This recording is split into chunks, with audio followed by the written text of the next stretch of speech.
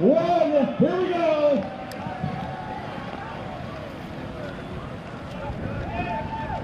A lot of people going through there now. Make sure you go through the arch so your timer starts.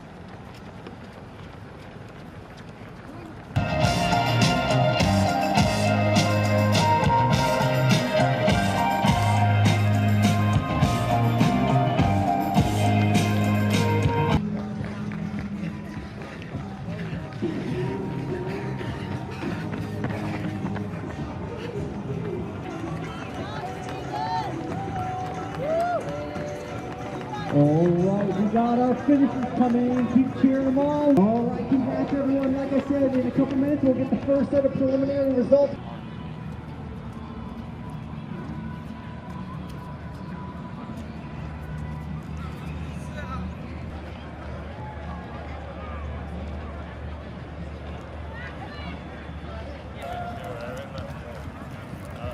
I figured you guys would come faster.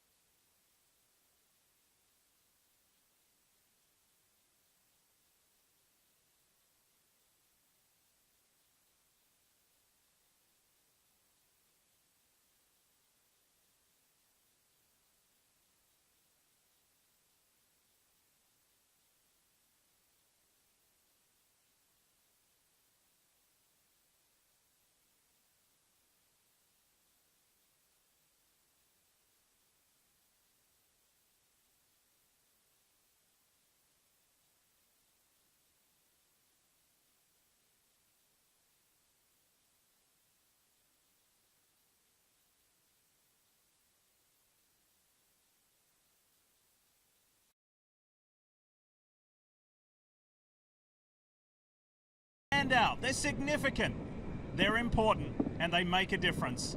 And all of those phrases and terms are appropriate for this, the Rolex 24 at Daytona, the twice round the clock sports car endurance classic. Just look at the crowd assembled on the grid. unbelievable scenes here in Daytona Beach, Florida. The fans have come to see not only these cool cars, but the stars from all over the motorsports world, and they are here in abundance from all forms of motorsports.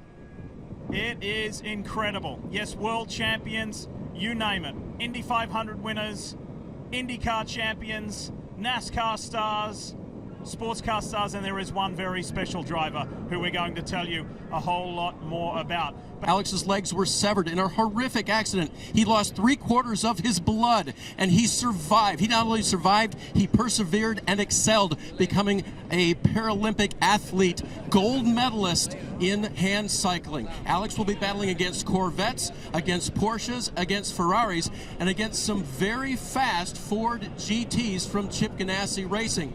We have not been able to find Scott Dixon at this point. So, to talk about the rest of the classes today, and here he is. Oh, Dixon, I lost you there. There are so many people down here, and it's such a huge event. I got to ask you, on top of your 5th IndyCar Championship, is this more icing on the cake, or is this a nice mega warm-up for the new season? Yeah, a 26-year lap record a couple of days ago in qualifying. That's just one of the packed stories in this stacked field we've got to tell you here at the Rolex 24.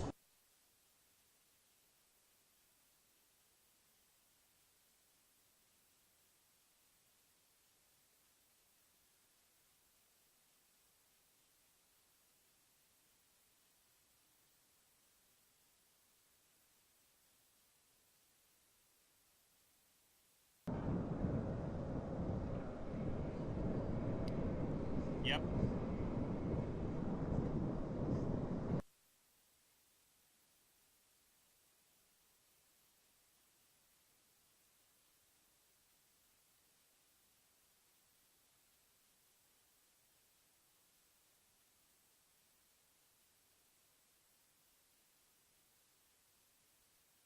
He raced Indy cars in 2001. The autographs, the photos, this has been incredible to have Alex back in North America. Beings, folks, you could ever meet, and that is not lost on everybody here. Folks, don't be mistaken, Alex Zanardi is a real-life superhero.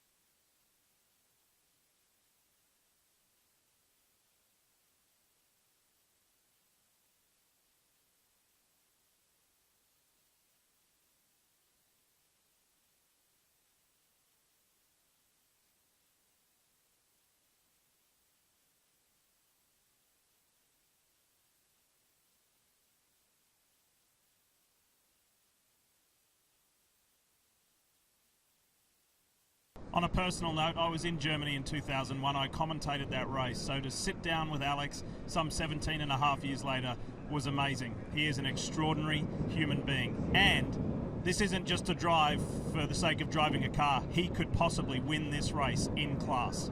He is a serious contender in GTLM. So too are there riders. Townsend's here, everybody. He's getting his pack on right now, okay?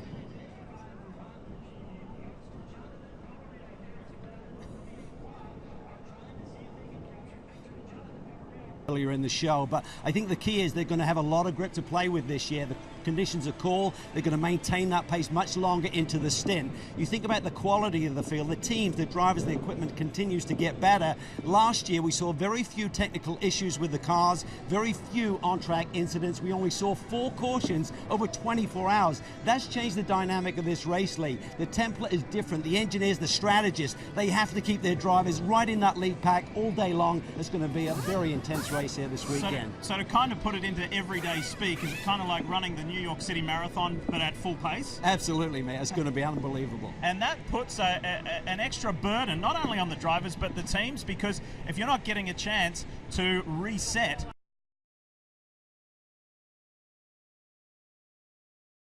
Are you ready? This is the Rolex 24 at Daytona on your home of motorsport. Let's go! The twice round the clock classic begins now.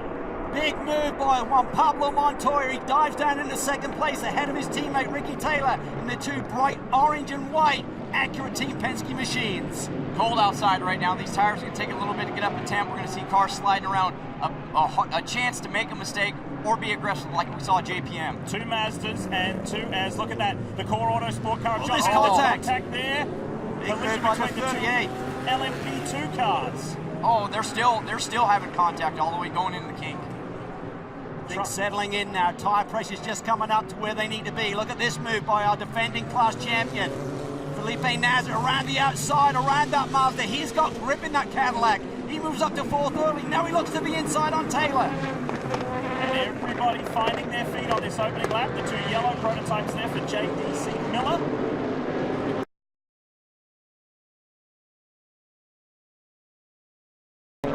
Juan Pablo Montoya, look at this in GTLM. It's Ferrari, Corvette, Porsche and BMW. We're going to be saying this pretty much all 24 hours. This class is the best GT racing in the world. It is so competitive, it's so tight, and you're seeing it right there in front of you. This is what the Rolex 24-hour race is all about. It's not just a marathon anymore. It seems like it's just a sprint race. Everybody's aggressive for the first lap. Track position so critical, especially in the GTLM class. We're going to see 9 cars kind of drive on top of each other for 24 hours straight.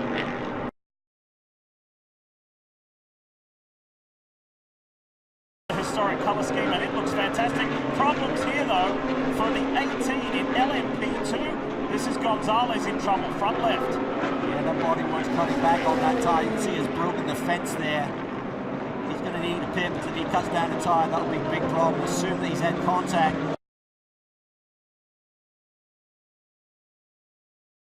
Then we go back to the 24, the BMW M8 GTE. And this 24 car started by John Edwards. John qualified the car, one of the permanent season-long drivers. There is his new teammate for the Rolex 24, Alessandro, or better known as Alex Zanardi. Tell us more, Dave. And of course, Lee, that car can be distinguished from the teammate in the 25 by its blue nose. That's how you can tell which one's Zanardi. And right now, John Edwards will be driving. Edwards and his teammates have had a lot of fun this week with Alex Zanardi. In fact, using a hashtag on Twitter, Zanardi's teammates. In fact, Edwards tweeted about going to a grocery store and running into a lady that he had all his BMW gear on, and he was talking about the race and everything, and he said, yeah, the guy who qualified the car did a very good job, though.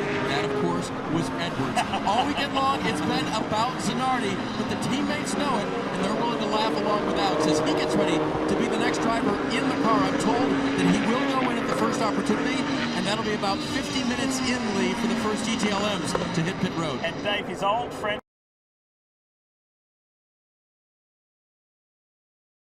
So much success here, 4 times overall winners, as we've seen the leader in, Marty. Oliver Jarvis has led every lap of the Rolex 24 so far here in Daytona. The Michelin, Mazda guy is going to work here, putting some fresh Michelins on for him, trying to get him back out quickly. No complaints of the car, obviously, and also no mention of that radio issue that they talked about earlier in the day. Also adding a little fresh oil to the Mazda as well, waiting on the fuel here to get him back out. And he'll go back out on the racetrack and hoping to keep that lead as it cycles through pit stops. So Mazda's pitting early here. They'll make a note of that for later in the race.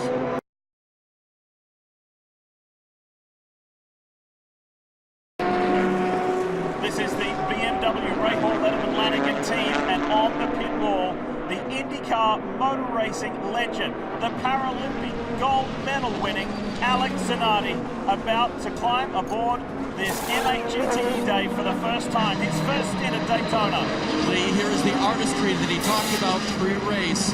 As he now climbs behind the wheel, he brings his steering wheel in. That's different than the one that the other drivers will use, and it's specifically designed for him. The throttle is on his left of the steering wheel. He will squeeze that to put fuel, to put gas to the car. and then his brake lever on the right he will use to slow down. He'll use his body momentum going into the corners to actually help that braking system, and then that system will go to work for him that they've so well designed here at BMW Motorsport. A little bit longer now, they're ready for him to go, but you can imagine Alex getting in there first time in competition here in the Rolex 24 and not